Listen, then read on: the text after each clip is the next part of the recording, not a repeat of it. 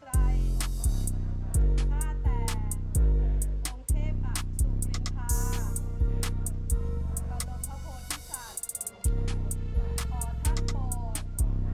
ประทานพรให้ข้าพเจ้า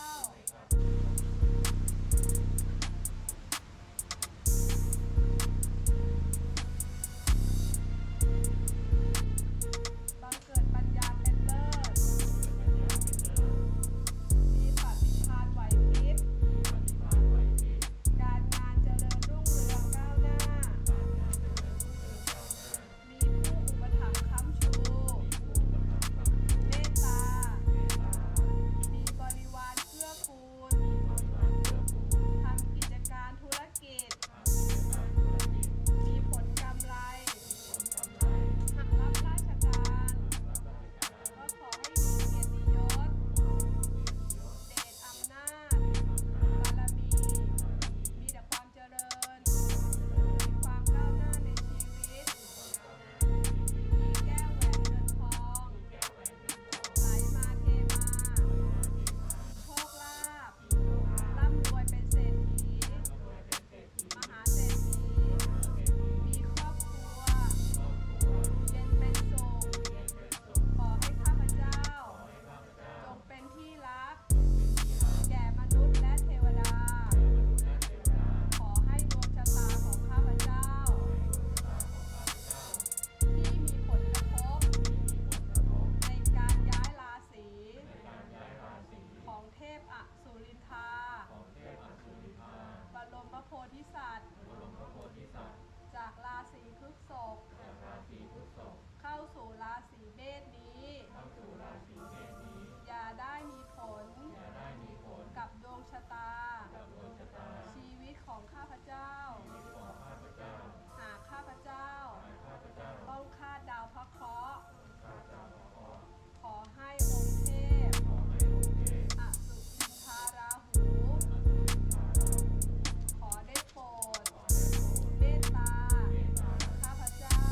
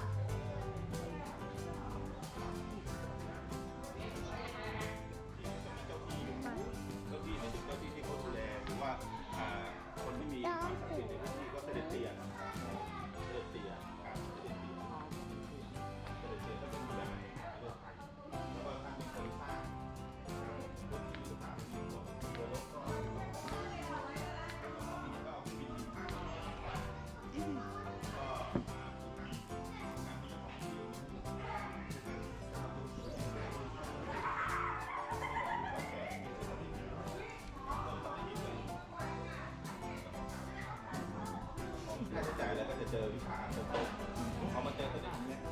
เ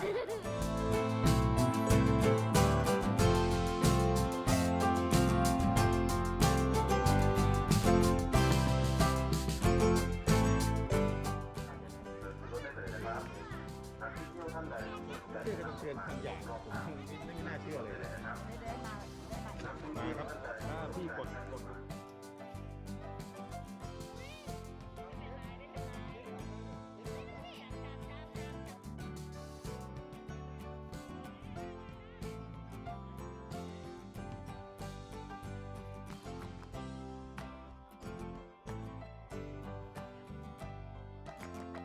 เอายกเอาถือมาทำเลยเยอะจับโชว์ชื่ออะไรคะเชอร์มิวเชอร์มิว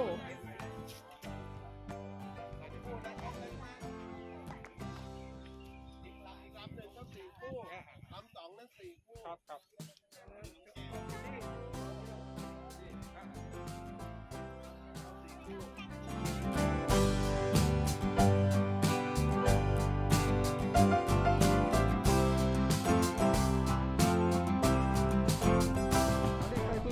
เด็กๆ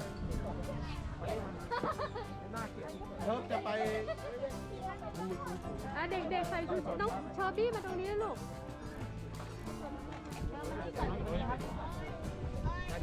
ลำนี้น่าจะลำใหญ่เนี่ย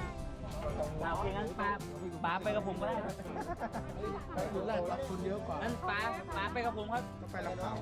เดี๋ยวให้ไอ้ฟุกไปกับน้อง8 ครับโอเคแรกไปยืนก่อนเขาอยู่เฉยๆ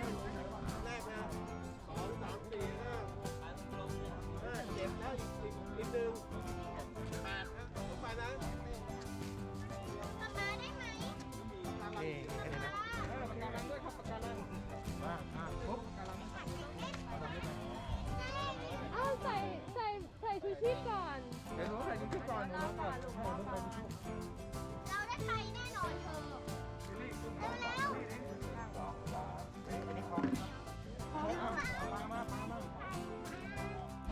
อุ้ยเอาแล้วมันอย่างนี้มันจะไม่ตายตอนนี้มีครูด้วยดีครับโต8กัน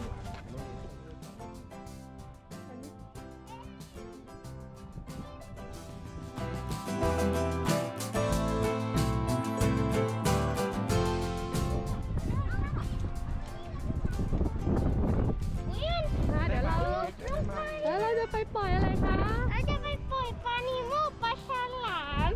ปูแล้วก็ไข่ปลาฉลามแล้วก็หอยแล้วเบียร์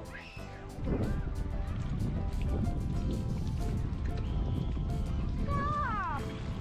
น้ำมันตื้นอยู่แต่ว่าต้องค่อยๆเดินเดี๋ยวกระเด็นใส่คนอื่นลูกปลา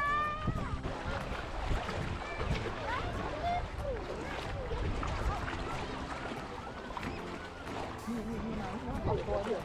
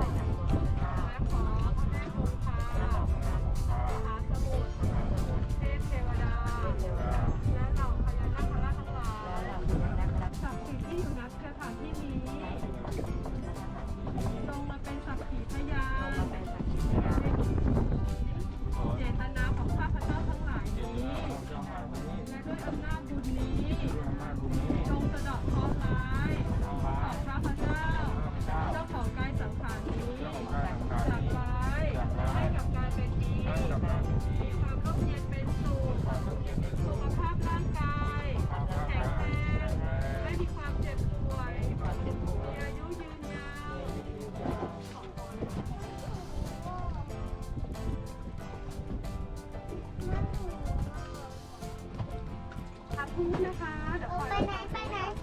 ห้ามไปไหนอยู่ในแก้วนี้ตลอดไปเราจะไปเจอนะ จะไปถึงนะเรียบร้อยแล้วครับเตรียมเลยครับ จับ ปลายหางครับพี่ จับหางแล้วจับปลายจับหัวแล้วจับปลายหางอ่ะพี่เอกมา จับเลยก็อธิษฐานจับเลยลูก จับปลาเลยลูกจับตัวปลาเลย จับตรงปลาเลยลูก เอาละเอาปล่อยแล้วนะครับไปนะลูกนะไปลูกไปให้ฝั่งนู้นปล่อยไป พี่ ที่อะไรครับ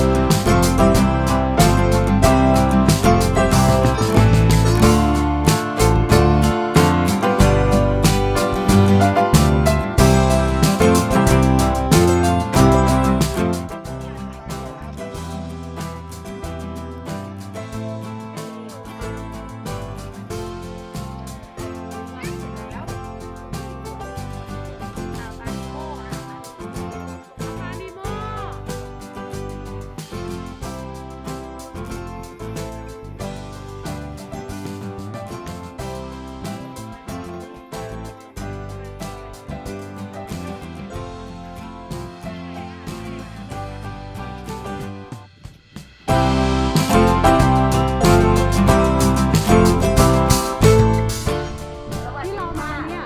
วันนี้เรามาปล่อยปลา